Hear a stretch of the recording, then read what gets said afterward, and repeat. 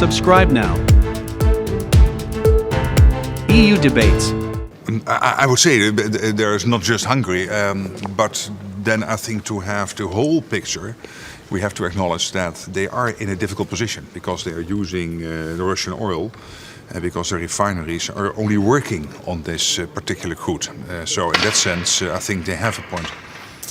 But it's not a big, it looks from outside that he got everything he wanted. So I understand that there is a problem. But usually in the Brussels compromise style, there is everybody wins something. Here it seems that there is somebody winning more than others. I would not look at it that way. It is true that he very much pleaded for an exemption temporarily for Hungary, but also for the Czechs and the Slovaks.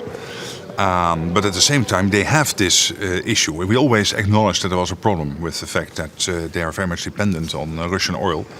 And now with this declaration by the Poles and the Germans that they want to quit using Russian oil by the end of the year, the boycott will cover up to 90% of all oil used from Russia. So in that sense, this is a big thing.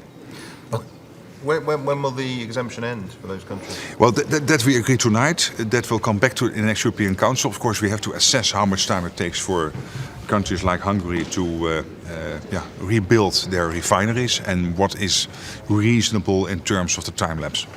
Prime Minister, this package was presented on May the 4th. We are at the end of the month.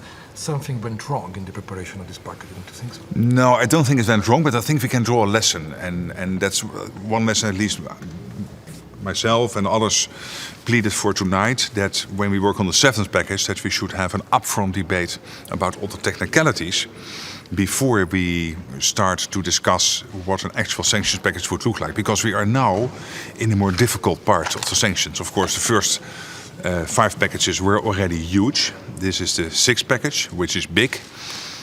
Not to say huge, but now with a potential 7th package, you know that it will be even more difficult. Exactly. And that means that you have to really look at all the technical details. But will the Commission remain in the lead in preparing the sanctions?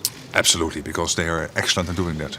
Yes, but I think we all can draw the lesson that it is crucial to start with the technicalities first. But it is not criticizing anyone. It is pointing a finger at myself, or 3 fingers at myself and 1 at the rest of the group, by thinking we can draw that lesson. But that's not a big deal. You always learn.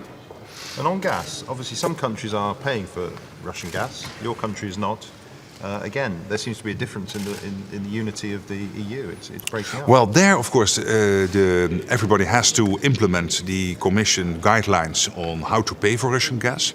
And there is some wiggle room, I think, for companies and countries how to deal with that.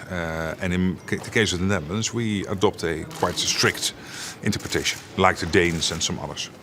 Okay. Thank you. Thank you very much. Bye-bye. Bye.